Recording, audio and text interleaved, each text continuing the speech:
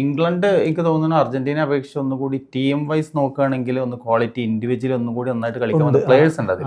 പക്ഷേ അതിൽ നമ്മളിപ്പോൾ ഒന്ന് കമ്പയർ ചെയ്ത് കഴിഞ്ഞിട്ടുണ്ടെങ്കിൽ ആക്ച്വലി നമ്മൾ അർജന്റീന ഇപ്പോൾ നിലവിലുള്ള മുന്നോട്ടുള്ള പ്രയാണം എന്ന് പറയുന്നത് പൂർണ്ണമായിട്ട് മെസ്സിയെ ഡിപ്പെൻഡ് ചെയ്തിട്ടാണ്. ഇപ്പോൾ ഗോളുകൾ നമ്മൾ നോക്കിയാൽ മനസ്സിലാവും. ഇപ്പോൾ അർജന്റീന നിലവിൽ ഇപ്പോൾ ഈ ടൂർണമെന്റിൽ അടിച്ച ഗോളുകൾ എന്ന് പറയുന്നത് ഏറ്റവും കൂടുതൽ ഗോൾ അടിച്ചത് അർജന്റീനയാണ്. ഇപ്പോൾ നോക്കൌട്ട് സ്റ്റേജിൽ എല്ലാ കളികളിലും 3 വീതം ഗോളുകൾ അടിച്ചിട്ടുണ്ട് അർജന്റീന.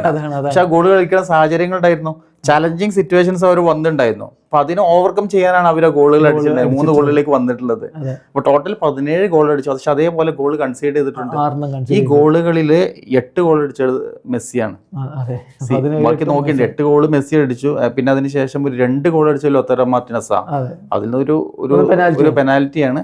പിന്നെ ഓരോരുത്തരാണ് മക്കാലിസ്റ്റർ, ആൽവരസ്, ഇങ്ങനെയുള്ള ഓരോരുത്തരായിട്ട്, അതേപോലെ തന്നെ ഇങ്ങനെ ഓരോരുത്തരായിട്ട് അടിച്ചിട്ടാണ് ആ 17ക്ക് എത്തിയിട്ടുള്ളത് എന്നുള്ളതാണ്. ഇനി ഇംഗ്ലണ്ടിലേക്ക് നമ്മൾ നോക്കുകയാണെന്നുണ്ടെങ്കിൽ അവിടെയാണ് ഭയങ്കര ഇൻട്രസ്റ്റിംഗ് ആയിട്ടുള്ള കാര്യം.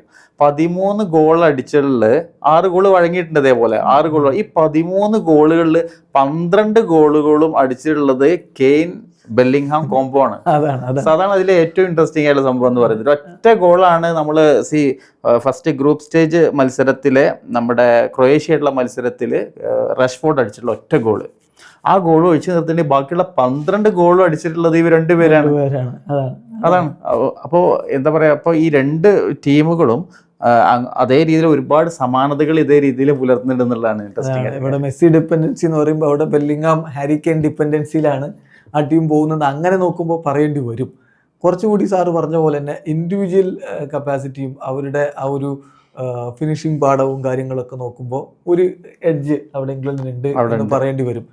പക്ഷെ അതേ സമയം തന്നെ അവർക്ക് അതിൻ്റേതായിട്ടുള്ള പ്രശ്നങ്ങളുണ്ട്. ഇപ്പം ബെല്ലിംഗ്ഹാമും അതുപോലെ നമ്മുടെ ഹാരി കെയ്നും ഈ 2 താരങ്ങളിലൂടെയാണ് അവരുടെ കളികൾ അധികവും നീങ്ങി പോകുന്നത്.